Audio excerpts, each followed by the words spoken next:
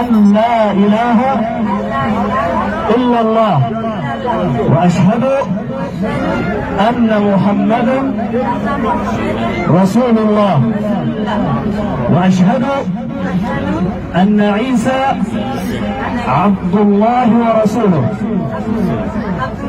عبد الله ورسوله وأشهد أن عيسى عبد الله ورسوله حق والنبيون حق وأن الله يبعث من في القبور. ربنا يبارك فيك إن شاء الله.